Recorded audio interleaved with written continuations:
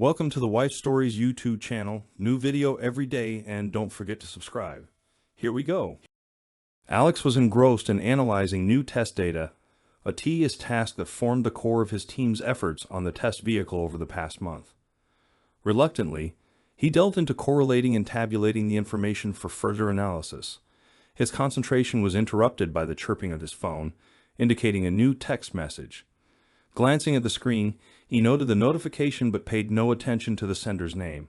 Only after several minutes, during a momentary break in his work, did he glance up from his monitor.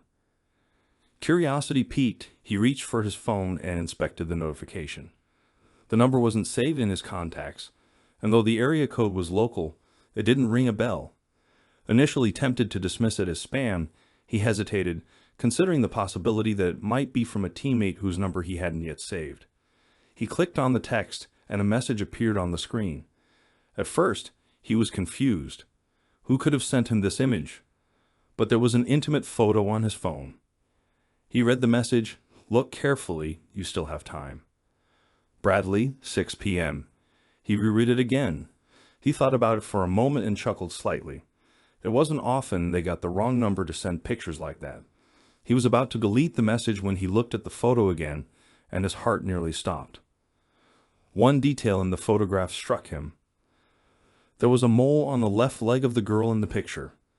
The tiny mole belonged to Candy, his wife, with whom he had lived for the past 6 years. He stared again, disbelieving, looking for anything that might disprove what he'd seen with his own eyes. But the closer he looked, the more convinced he became that it was his wife. Upon rereading the note, he realized it mentioned Bradley's, a local pub unfamiliar to him and Candy. It was situated in the neighboring town, but why would Candy be at Bradley's at 6 p.m. when she was en route to Boston? Her team was diligently preparing a crucial proposal, with the pitch scheduled for Monday afternoon. Today was the day the entire team flew in to finalize preparations, with a comprehensive dress rehearsal set for Sunday. As one of the principal figures, Candy's presence for preparation was a given. Checking the time, it was 5:15 p.m. Candy's flight was due to land in Boston at 4:30. Typically, she would call upon arrival, but it was reasonable to assume she was occupied with rounding up the team and their equipment, making their way to the hotel. He debated whether to call her but opted to respond to the text message first.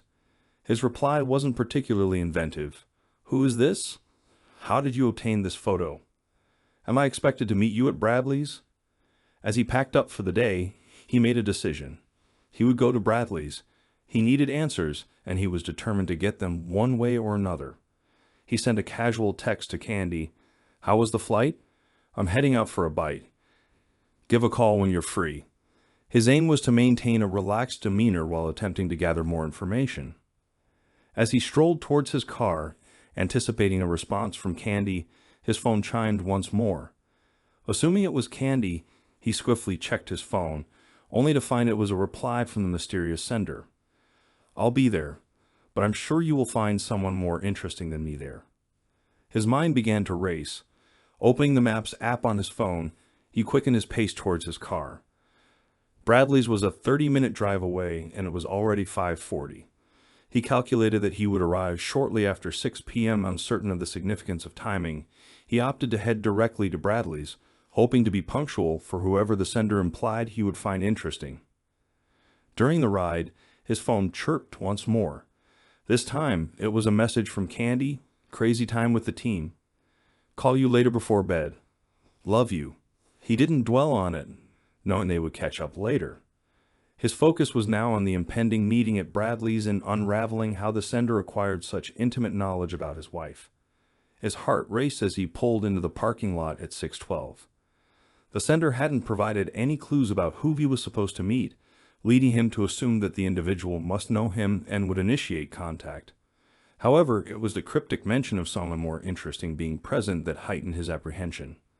The sender seemed privy to information he didn't possess, leaving him feeling like he was walking into a trap with no alternative method of uncovering the truth. It was a picture that turned him upside down inside. He trusted her completely, and their life together was perfect, at least he thought so. But there was only one way someone could have gotten a picture like that, and he was going to find out in about 5 minutes, and the thought of the finality of that answer horrified him. Entering the pub, Alex's eyes adjusted to the dimmer lighting. Unfamiliar with the establishment, he paused by the entrance, surveying the surroundings.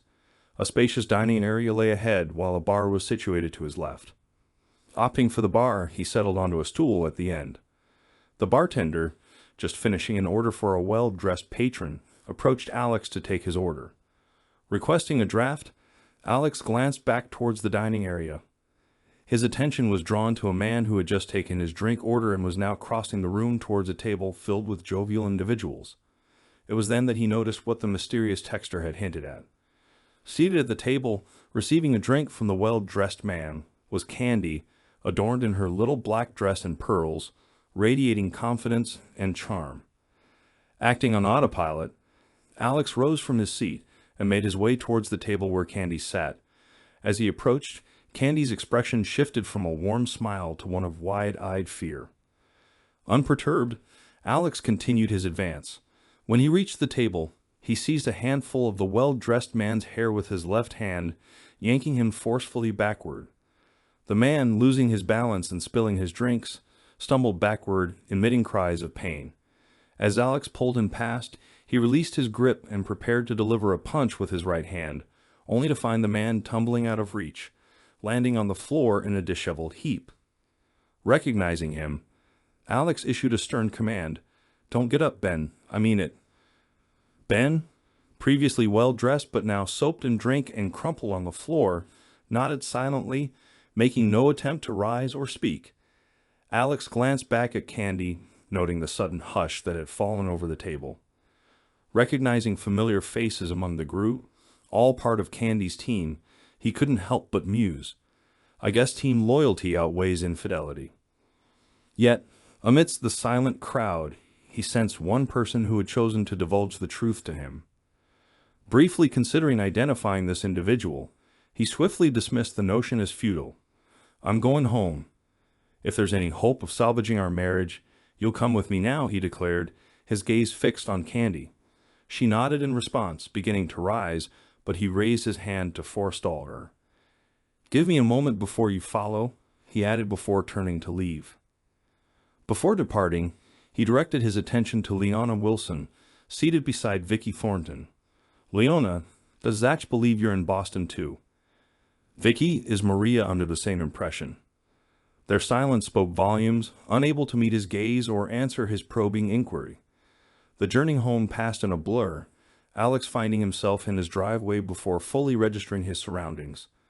Inside, he retrieved a beer from the fridge and settled into the living room. Zach Wilson and Maria Thornton were familiar names, but the other two couples were strangers to him. Reflecting on the evening's revelations, he debated reaching out to Vicky or Maria, but ultimately decided against it, unsure of what to say and feeling a pang of betrayal from their apparent deceit. Instead, he opted to send them a brief text, subtly hinting at his awareness. "Just heard from Candy that teen travel plans seem to have changed. Might be worth giving her a call for an update." With that, he left them to choose whether to investigate further, satisfied that he had acted with honesty and integrity. About 20 minutes later, the sound of the garage door opening signaled Candy's return home. Alex remained seated in the living room, waiting her arrival. She entered, still clad in her little black dress but now without shoes or jewelry. Taking a seat across from him on the sofa, Candy appeared composed. Alex chose to maintain silence, recognizing its potency in fostering dialogue. He was determined to let the weight of the quiet linger until Candy was ready to speak. It didn't take long for Candy to break the silence. "It's not what you think," she began, but Alex raised a hand, signaling for her to stop. "You have no idea what I think about what happened tonight," Alex replied evenly. "I'm not interested in a lengthy explanation. As engineers, we both understand that why questions often lack definitive answers. Instead, let's start with the basics. How long has this been going on? How many times? How frequently? Do our friends know, aside from those involved tonight? Am I known as your cuckold among our colleagues and friends?" "No, Alex, it's not like that at all," Candy interjected. "The team's travel plans got disrupted, and Ben suggested we stay in town for a down day before resuming our work. I didn't see the whole team there, or was everyone else? Alex inquired. When we received the update, some of the team decided to stay home for another night and join us at the airport tomorrow, Candy confessed. But you chose to deceive me, he asserted. You seemed rather cozy with Ben. Is there anything going on between the star engineer and the Wonderkin program manager that you'd like to disclose? Well, for starters, Ben managed to persuade the owners at Bradley's not to press charges, she replied, her tone upbeat. His eyes widened in disbelief at her sense of loyalty. I couldn't care less about your friend. If he hadn't tripped over himself, I might have rearranged his nose. The jury's still out on that, by the way, Alex retorted, a half-smile creeping onto his face. Let him press charges. I've spent a night in jail before. It doesn't faze me. Besides, it might make for interesting testimony, he added, his tone laced with irony. Do you love him? Candy fell silent for a moment, gathering her thoughts. The weight of the silence hung heavy in the air as Alex's mind raced to fill a void. He's not my friend. There's absolutely nothing between us. Yes, I should have informed you about the change in travel plans, but it seemed insignificant whether I was in town or in Boston. You weren't expecting me. I was still committed to the team. We were simply grabbing a meal before retiring to our rooms. There was no justification for your behavior. He was merely fetching drinks. You embarrassed me in front of my team, she exclaimed, her tone shifting to one of defiance as she attempted to deflect and assert control. He retrieved his phone and pulled up the incriminating text, sliding it across the coffee table to her. The expression on her face betrayed recognition. She knew there was no way to deny it. As she began to speak again, her tone lacked the earlier bluster. Alex, our team is, she hesitated, searching for the right words. Very close-knit in many ways. Most of us, she trailed off, struggling to articulate her explanation. We have a small group that meets regularly. They were all at Bradley's. We were the ones shouldering the bulk of the work for the proposal. You know how much time I've been devoting to preparing our pitch. I'm not exactly sure how it all started. It was sometime after Ben took over as PM. We worked closely together and I was drawn to him, and things just evolved, Candy confessed. No wise, he interjected firmly. Cheating doesn't simply happen. Clothes don't just come off. There are conscious decisions involved, and we both know that. So please don't insult my intelligence. So it's been nearly 6 months, he mused, answering one of his own questions. Around the time Ben joined the team, right, she nodded in confirmation. The team, he began again, pausing to find the right words. You all? He let the sentence trail off, leaving the implication hanging in the air. She nodded once more, and Ben suggested this was beneficial for fostering trust in team dynamics. Is that how he convinced all of you to engage in this consortium? He questioned pointedly. Now you're being crude. It's more than that. I feel a deep connection to Ben and the team, more than ever before, Candy retorted, her bravado resurfacing. Alex couldn't shake the feeling that this conversation was headed for a turbulent conclusion. Unfortunately, there might be some changes coming to your team, Alex disclosed. What have you done? Candy gasped. Alex, involving anyone else will only cause more harm. Let them deal with their own choices. We need to focus on us. Candy, you must understand that I can't remain silent and be complicit. I care about Vicky and Maria. Frankly, I feel more favorable towards them than I do towards Leona and Zach right now, he explained. I messaged them about the altered travel plans. How your friends respond to their spouses and how their spouses handle those responses is entirely their concern. I can live with my decision. Alex, we have the most productive team in the history of Chromerica Incorporated. She was almost yelling at me. And you've been profitable too, mister. Just because we had team planning meetings on Wednesdays doesn't mean you missed out on everything. I never denied you access to me when you needed it, so I slept with my team a little earlier. You never knew. And that picture you showed me? Do you want to know about that? Now she was mocking me. It was right after Ben and I slept together. And yes, Lyanna was there too. If you don't know about it, then it didn't happen, right? I froze in place, listening to the extent of the deception and the depths of my ignorance. So now, just because you're aware, just because your fragile ego is bruised, you're willing to throw away everything my team and I have achieved, Candy hissed, her anger escalating with each word. Her fury was contagious. Alex felt his heart racing as Candy passionately defended her team's questionable dynamic, fueling his own growing resentment. For a brief moment during his drive home from Bradley's, he entertained the idea that perhaps he could forgive a one-time transgression with Ben. But that thought had been swiftly extinguished in a bloody demise. He didn't need to hear any more. He didn't want to hear any more. Yet, Candy persisted. "No, we won't let you off the hook that easily. You're going to text Vicky and Maria and tell them that you heard from me and we were stuck in Atlanta but have arrangements for the morning. That's the story Leona and Zach will stick to, and you're going to support it." "Damn it," she shouted. "There's millions at stake in this deal, and your grievances mean nothing. Send the text, and then we can discuss how to proceed." "How to proceed?" Alex countered, his own voice rising in anger. "There's no proceeding from this. You're leaving.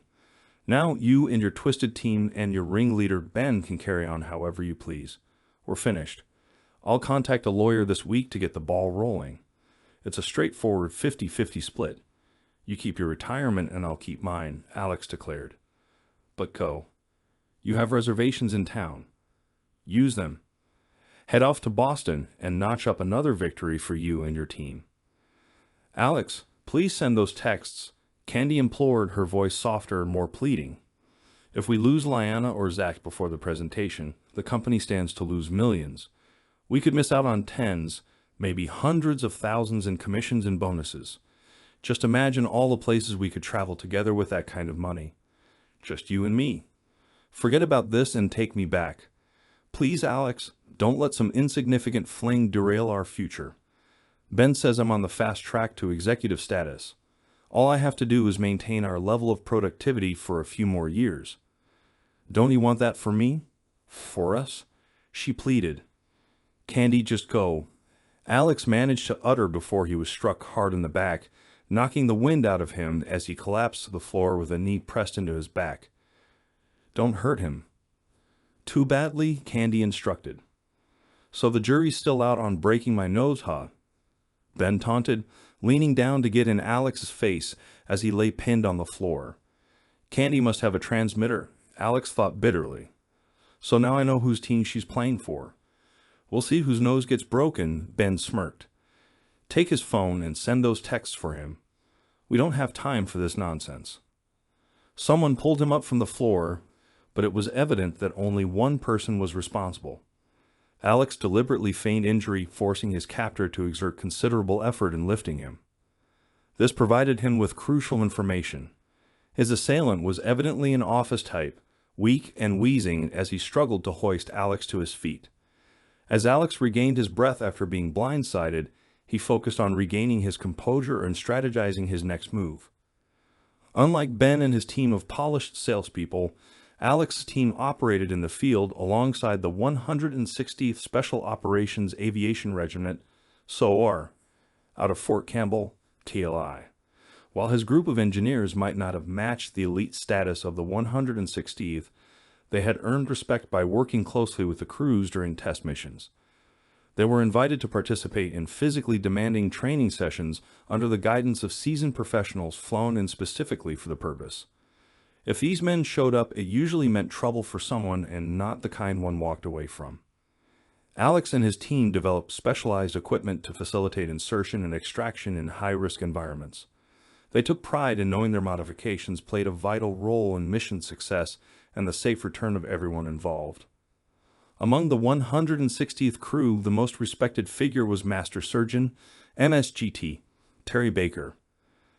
MSGT Baker was a legend in his field, commanding respect from all ranks, from boots to bird colonels.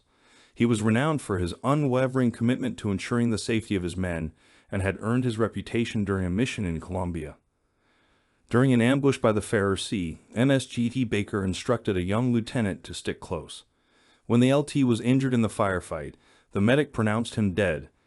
"He's gone, Top," the medic reported, but MSGT Baker refused to accept it and ensured the LT was evacuated safely, embodying the motto of never leaving anyone behind.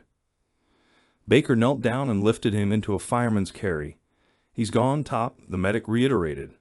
"That may be," Baker replied calmly, "but he's still coming home with us." The medic regarded him with disbelief.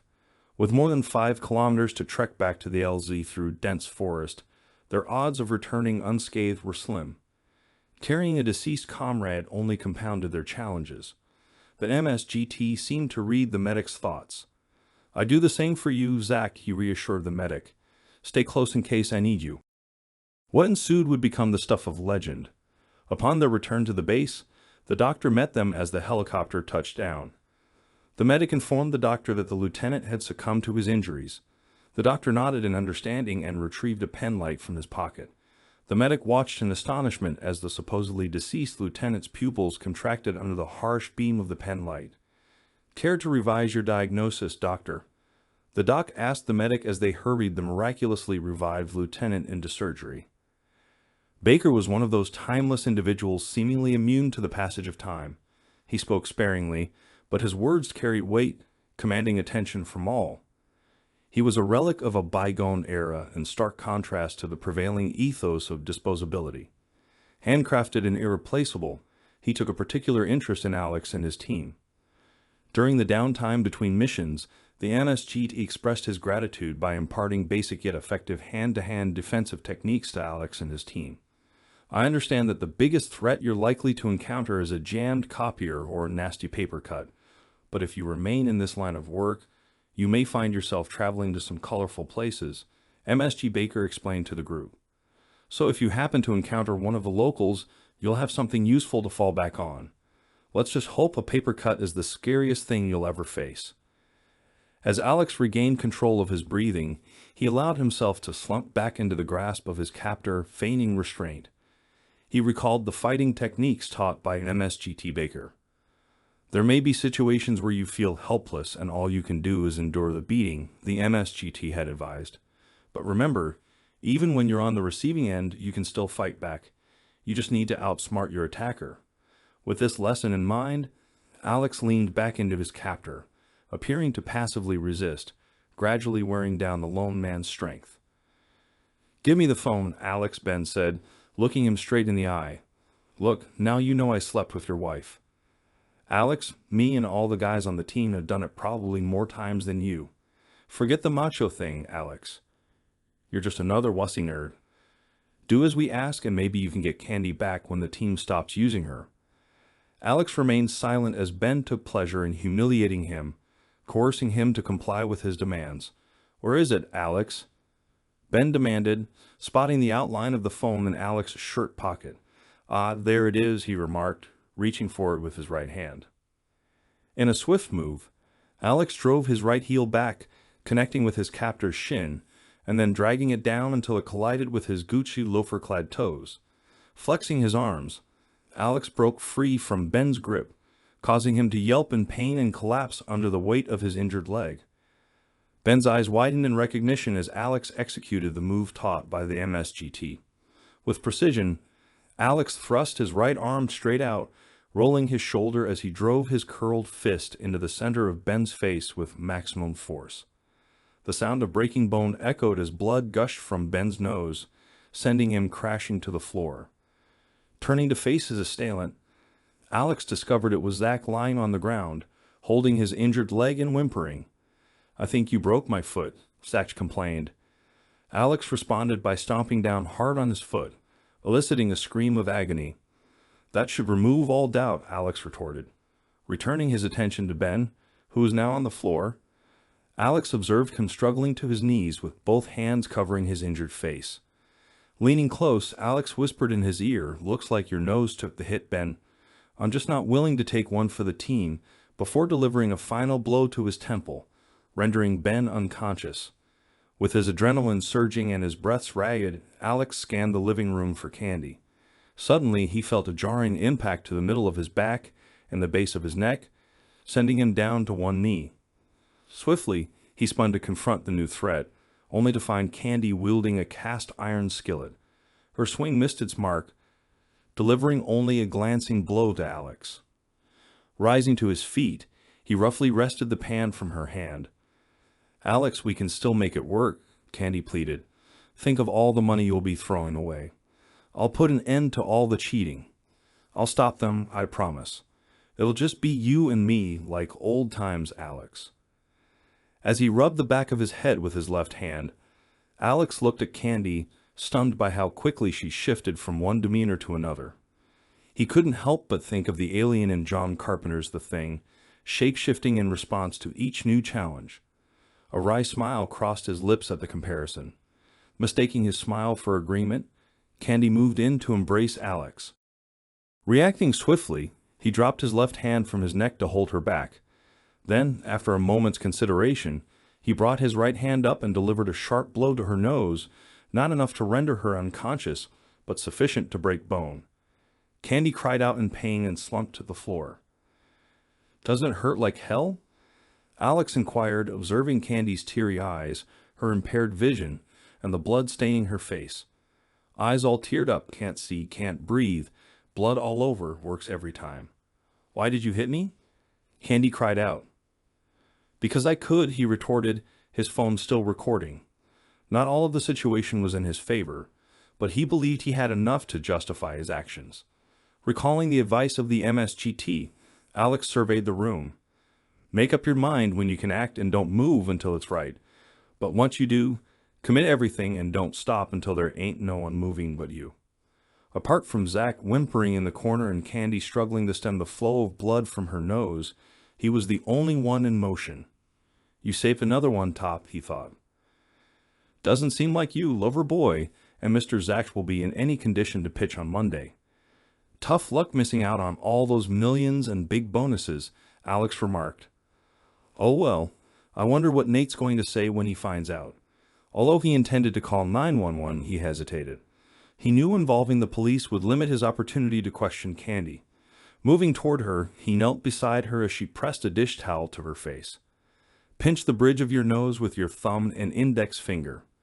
Like this," he instructed, demonstrating the proper technique. As the adrenaline rush subsided, Alex suddenly felt drained of energy, collapsing heavily into a seat opposite Candy. Where had his wife gone? The woman sitting across from him was not the same person he saw every day. Once again, he wondered how she had managed to deceive him so thoroughly for so long. "Was it worth it?" he asked. Candy looked at him and shook her head.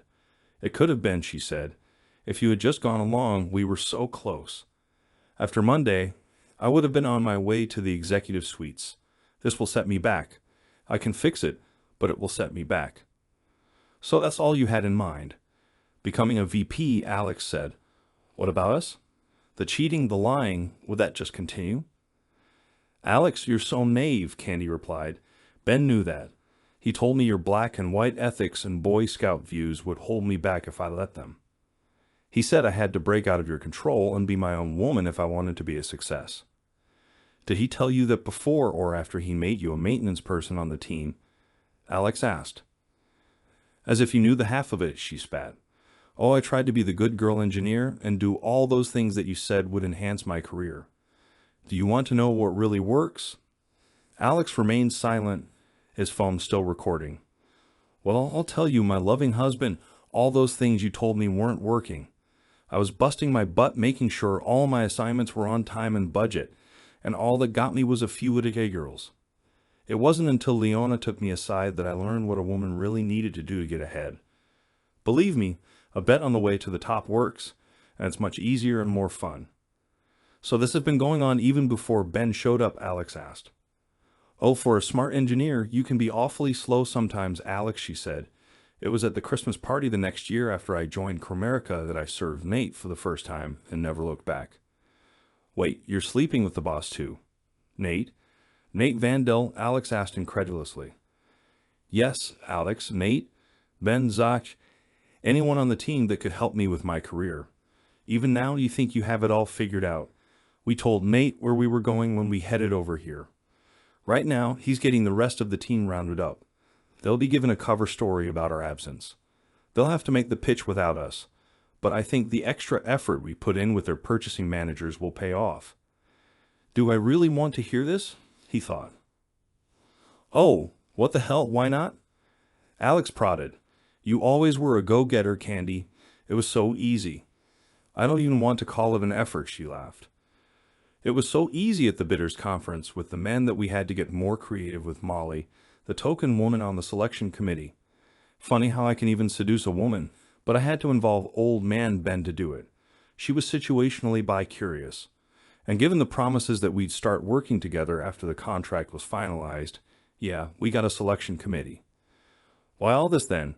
I mean, if it's all greased, why the strong arm stuff? Alex asked. That was Ben's idea, the dumbass. I told him to chill, that I'd come home, make you happy with something, and be back in time to catch a plane, but he had to go to Alpha. Look what that got us. So now, instead of being the face of a winning team, I'll be back to pleasing Nate. Like I said, fixable, but it will set me back. You wouldn't have bought me so cheap, he said. Maybe not, Candy replied, but I still would have made the flight. Well, you sure as hell ain't making that flight now, he said. Remembering how Ben seemed so clued in, he figured that Candy had to have a transmitter with her. Nate, are you listening? I'm about to call the cops. I'm sure there's a handful of felonies involved here, and we haven't even begun to go down the rabbit trail of fraud. That's a federal contract, isn't it, Candy? Alex asked rhetorically. Yeah, the feds take a dim view of how, did you phrase it? Extra effort. I'm sure you have great lawyers and all, mate, but maybe there's an alternative. He let it hang. A moment later, Candy's cell phone rang, playing hail to the chief. Nate, she asked into the phone. Of course, I'll put you on speaker. Nate? First, let me apologize to you. Ben's actions were a gross lapse of judgment. I can assure you the board will deal with him assertively. Thank you, Nate. That is a load off my mind. Glad to see that you and the board take assault and fraud so seriously, Alex interjected. Alex, these are all very unfortunate allegations. Lawyers will get rich, but no one really wants to rock the boat. We may pay a fine. Ben and Zach get some community service. But in the end, you will be divorced and poorer by half, Nate explained in a businesslike manner. Do I hear an or in this tale, Nate? Alex asked. Candy always said you were the cleverer of the two. Still, I'm happier to have hired Candy. Yes, Alex, there most decidedly is an or, Nate continued.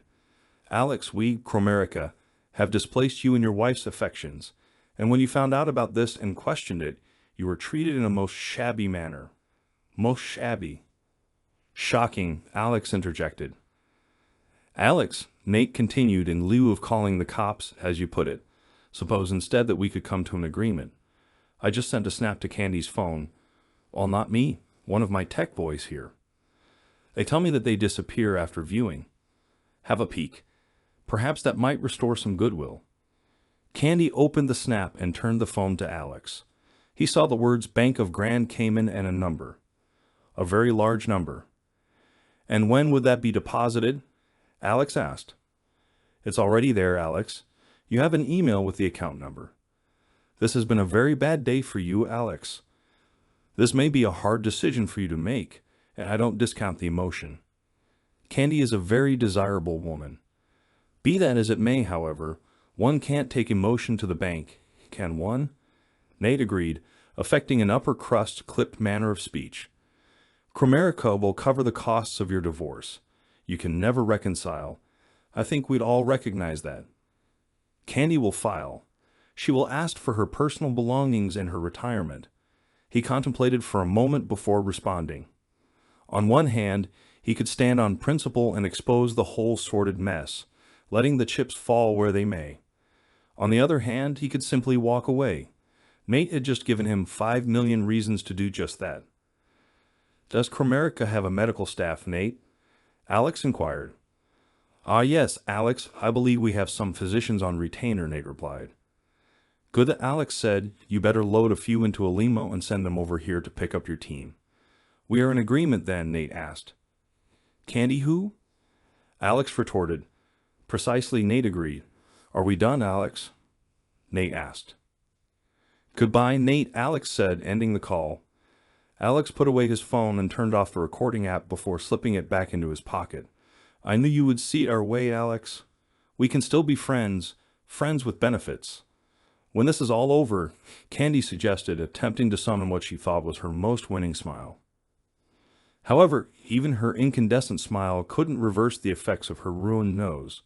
Her eyes were turning black, and dried blood trailed down from her nose to her chin. Alex found the sight somewhat comical and allowed himself a smile. Once again, Candy misinterpreted his smile for agreement and leaned in to kiss him. Alex swiftly put out his right hand to stop her. He cupped her face with his hand and pushed her back until she fell with a thump onto the couch. Either I hit you too hard or not hard enough. In what world would I want to kiss you, Candy? He stated firmly, looking down at her hurt expression. Take whatever you want, but have it out of here tomorrow, Alex said, walking toward the door. He paused next to Zach. Foot still hurt? He asked. Zach responded with a whine. Hell yeah, you bastard, it still hurts. Without another word, Alex delivered a swift kick to Zach's groin, causing him to curl up in pain and moan. Moving on to Ben, who had managed to sit up, Alex reassured him, I'm not gonna hit you, Ben. Ben smiled, but his smile vanished as Alex's foot made contact with his testicles. Ben rolled onto his side in agony and Alex walked out. He climbed into his car, unsure of his destination, but knowing that food and shelter were essential. After grabbing a burger from a nearby takeout place, he checked into a Red Roof Inn just outside of town near the freeway and fell asleep as soon as his head hit the pillow. Despite the aches and pains from numerous confrontations, Alex woke early the next morning and dragged his weary body out of bed. He prepared some motel room coffee when his phone chimed, signaling a new message. It was a text from the number. He opened it immediately. Sorry for yesterday. I can meet. TGIF at the mall noonish. I'll wave you over to seats at the bar. I'll be there. Alex texted back before pouring the lukewarm brown water from the coffee maker's carafe into a paper cup. Yep, I'll be there, he thought as he set up his laptop. Back in college, long before he had met Candy, Alex had an economics professor who advocated having at least one offshore account for a rainy day fund. With his professor's help, he soon became the owner of a brand new bank account in the Cayman Islands. It was his DANU fund, created as a safety net for unforeseen circumstances. Over the years, he had diligently added to it whenever possible, and now he was proud to have close to $50,000 in his account. Well, his DANU fund was about to get a major boost. Alex accessed the secure websites of both banks. With his passcode and a series of keystrokes, he transferred the bulk of Cromerica's payment into his personal account, leaving $100,000 in the original account. After completing the transactions, he took a shower, changed clothes, and got ready to head out to meet the mystery texter. Entering TGIF just after noon, Alex spotted a man waving him over. The man appeared to be around Alex's age, well-dressed and handsome. Alex approached him cautiously. I think you sent me a text, he said as he took a seat. I'm sorry for the way it turned out. I don't know if there was any clean way to tell you, the stranger began. Why don't you start with who you are and your connection to Candy? Alex replied, keeping his guard up. I was on the team, the man began. I left the army after 8 years. I got wounded in action and had a long recovery and was medically discharged. I joined Cromerica about 6 months ago. I was assigned to Ben's team about 3 months ago. I was telling a friend about the job and mentioned that I was working for Candy. When he asked for her full name, we discovered that we had a mutual friend, and he asked me to watch out for Candy as a favor. At first, everything was great. I was welcomed warmly to the team. It didn't take long to find out why, he continued. Candy approached me about 2 months in. She is extremely attractive and compelling, but when I asked her about her ring, she just smiled and told me you were okay with it. I wasn't and said so. That started the deep freeze. After I turned her down, I got all the shit assignments and nothing but grief from Ben. I called our mutual friend back and told him about Candy approaching me. He told me about you and that he thought that pimping your wife for pay seemed out of character for the man he knew. He thought there was more to it than Candy let on and that you needed to know. Ben sent me the pic when they were trying to get me on board with the team, kind of a prize I could expect if I went along. Let's just say that I don't agree with their methods. I guess I'm a straight arrow. I resigned yesterday and sent you the text. Our friend Alex asked, Terry Baker. If I hadn't met Terry, he replied, then stopped a moment before he went on. Let's just say he helped me out of a scrape when I was a green LT. I owe him a favor or two. Don't we both? Alex agreed. What are you going to do? The stranger asked. Nate kind of laid it all out for me. I could get the cops involved, and yes, Zach and Ben, and even Candy would have some legal problems, but with his lawyers it would all end up as a bump in the road. We made a deal. You might think I'm selling out, and maybe you're right in a way, but they stole the only thing I had that was irreplaceable. If I can't make them pay legally, well, at least I can make them pay. It won't bring Candy back, but I think I may find she's less irreplaceable than I thought. I have a trip planned. Tell Terry thanks for everything. I won't be going back to work. What about you? Alex asked finally. Well, Terry always spoke highly of Baxter Incorporated. Now that you're gone, they may just need another engineer. I think you'll find they do business a bit differently at Baxter. Maybe more to your liking. Challenging, but the fringe benefits won't compare to what Candy's team was offering. Alex smiled. I think I can live with that. The stranger rose. Alex did likewise. They simply nodded to each other and left without a further word.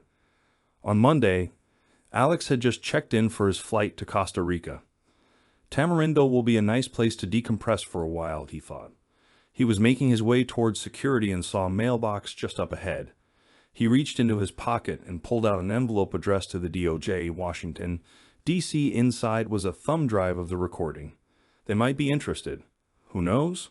He thought. Maybe Nate's lawyers aren't as good as he thinks. He dropped the envelope in the box and walked into the security line. Epilogue. 9 months later. Alex sat at his usual table in the cafe. Nicole, lovely as always, brought him his cerveza. Thank you, dear, he said as he raised the bottle to his lips. He had received mail. Still holding the envelope, he examined it. No return address. He wondered who had found him. He hadn't gone through elaborate steps to stay hidden, but locating him in a little town on the Pacific coast of northern Costa Rica would have required resources beyond the ordinary. His first thought was Nate's people had found him. The envelope had been sitting at his house for 2 days. He was fairly certain it wasn't a bomb, yet one couldn't be too careful. Travis. Alex called out to the owner of the cafe. Tienes tus cuchillo. See Sinner Alex. Travis handed over the envelope, and Alex took a few steps back. Can never be too careful, he thought as Travis cut open the envelope. He handed it back to Alex, who thanked him. Alex took another pull from his beer bottle and turned the envelope. He handed it back to Alex, who thanked him. Alex took another pull from his beer bottle and turned the envelope over. Several sheets of paper fell onto the table. He picked up a note. Thought you would find this interesting. That was all the note said, and instead of a signature, there was a phone number, the number. Terry would have the resources to find him, he thought. I can live with that. He flipped the other piece of paper over. It was a copy of a newspaper article with a picture. The photo showed Ben, Zach, Candy, and Leona being led out of the Cromerica building in handcuffs. The headline for the article read, 4 indicted in multi-million-dollar procurement fraud. He smiled. Maybe Nate's lawyers aren't everything he thought they were, he said to himself, a habit he picked up since his Spanish was weak and English wasn't widely spoken. He liked to hear English conversation even if it was just him talking to himself. Nicole, ultra cerveza por favor, he said as he held up his empty bottle. Say, Mr. Alex. Gracias, Nicole, he said as he accepted his beer, took a swallow, and looked out at the deep blue Pacific. Candy who?